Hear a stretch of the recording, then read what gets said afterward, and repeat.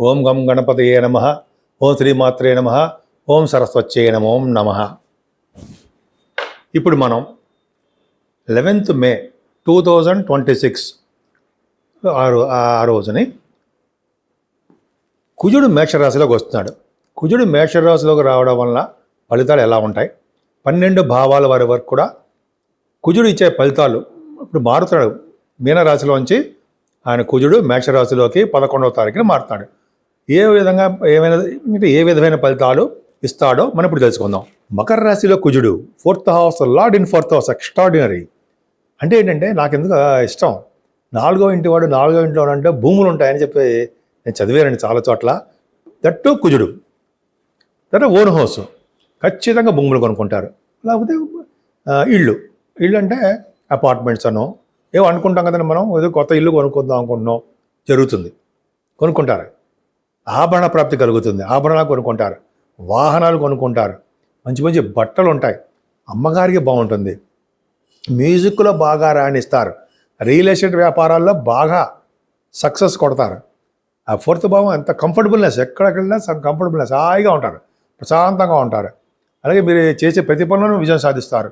ముఖ్యంగా విద్య, మీ పిల్లలు ఉంటారు సరే, ఆ పిల్లలు మీకే పిల్లలు కాబట్టి మీకు కూడా విద్యలో బాగా రాణిస్తారు.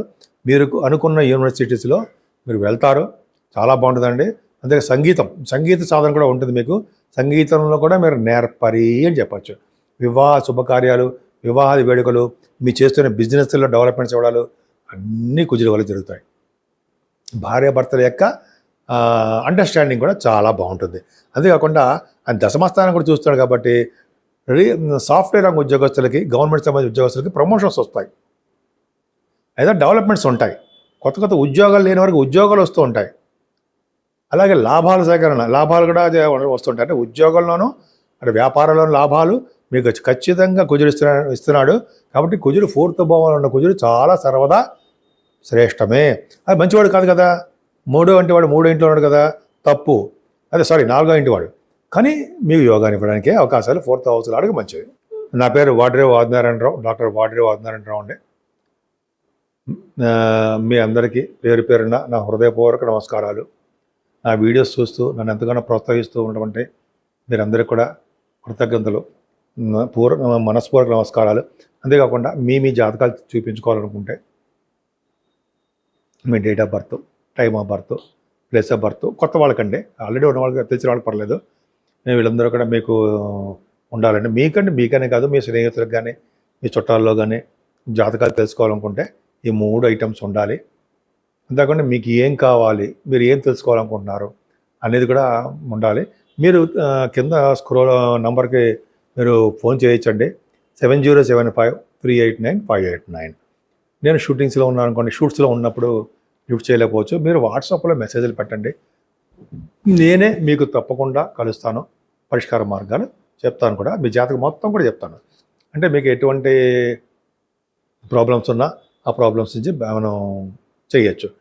ఉదాహరణకు ఉద్యోగం కానీ, లేకపోతే వ్యాపారాల్లో కానీ, లేకపోతే వివాహంలో కానీ చిన్న ఆటంకాలు ఎదురవుతుంటే, చాలా సంతానం ఆటంకాలు ఎదురవుతాయి. కాబట్టి వాటిని మనం రెమెడీ చేసి చెప్పచ్చు. అంతేకాకుండా నేను ఈ వాస్తు సంబంధించిన విషయాల్లో కూడా ఉన్నానండి. మీకు ఎటువంటి డౌట్స్ ఉన్నా, మీకు ఏదైనా పరిష్కార మార్గాలు కానీ తెలుసుకోవాలనుకున్నా కూడా వాస్తు రీత్యా కూడా నేను తప్పకుండా చెప్తాను. మీకు ఏమైనా అవకాశం ఉంటే మీరు ఫోన్ చేయొచ్చు, నేను చెప్తాను. ఇప్పుడు మనం 12 రాశుల వారికి కుజుడు వలన మన పరిష్కార మార్గాలు ఏం చేసుకోవాలి, మన లిమిట్స్లో ఉన్నవే చేస్తే మొత్తం అంత పరిష్కారం అయిపోతుందని కాదండి. మనం కర్మ ప్రకారము మనం అనుభవించాల్సిందే. కర్మ అంటే ఎవరైనా సరే కర్మను దాటలేరు. సరే, మన పని నుంచి మనం దాటలేకపోయినా స్వామివారిని పూజించుకోవడం వలన మనకి కష్టాలు కలగకుండా ఆ కర్మ నుంచి ఎలా బయటపడేయాలనేది స్వామివారు చూస్తారు. సో ఇప్పుడు మనం ఈ 12 రాశుల వారు కూడా సుబ్రహ్మణ్యేశ్వర స్వామి వారి గురించి చెప్పుకుంటాం. కాబట్టి 12 రాశుల వారు చూడండి, మేషరాశి ఉంది, మేషరాశి వారికి అద్భుతం. కొన్ని రాశులు ఉన్నాయి, ఆ రాశి వారికి అష్టమంలో ఉంటాడు, కొంతమందికి ఏమో 4th భావంలోనూ, కొంతమందికి ఏమో 12వ భావంలో, ఈ ప్రాబ్లమ్స్ ఉంటాయి. కాబట్టి సుబ్రహ్మణ్యేశ్వర స్వామి వారిని నిరంతరం పూజించాలండి. ఓం శం శరవణ భవాయ నమః, ఓం శం శరవణ భవాయ నమః, ఓం సం శరవణ భవాయ నమ మంత్రాన్ని కానీ అంటే అష్టోత్తరంతో పూజ చేయడం కానీ ఎర్రని పుష్పాలు అంటే ఇష్టం. ఎర్రని గులాబీ పువ్వులు కానీ మందార పువ్వులు కానీ స్వామివారికి అష్టోత్తరం చేయడం వల్ల వల్లి దేవసేన సహిత సుబ్రహ్మణ్యేశ్వర స్వామి అంటే భార్యల్ని సుబ్రహ్మణ్యేశ్వర స్వామి వారిని కలిసి పూజించాలి. సుబ్రహ్మణ్య స్వామి వారికి కళ్యాణం అంటే బాగా ఇష్టం. కళ్యాణాలు సపోజ్ మన ఊళ్ళో ఎక్కడున్నా సుబ్రహ్మణ్య స్వామి వారి కళ్యాణాలు చేయించుకోవడము. శ్రీశైలంలో కూడా భ్రమరామ అమ్మవారి యొక్క దేవాలయాల్లో శివుడికి పార్వతికి ఎలా చేస్తారు కళ్యాణాలు, సుబ్రహ్మణ్యేశ్వర స్వామి వారికి కూడా పూజలు కళ్యాణాలు కూడా చేస్తారు. అది చాలా పవర్ఫుల్. అంటే ఇలా చేయించుకోవడం వల్ల అద్భుతమైన ఫలితాలు ఉంటాయి. అంతేకాకుండా మనకి వీలుంటే చాలామందికి ఏంటంటే సౌత్లో 6 దేవాలయాలు ఉన్నాయి కదా, పళని అని మనం అనుకుంటూ ఉంటాం. 6 పుణ్యక్షేత్రాలు.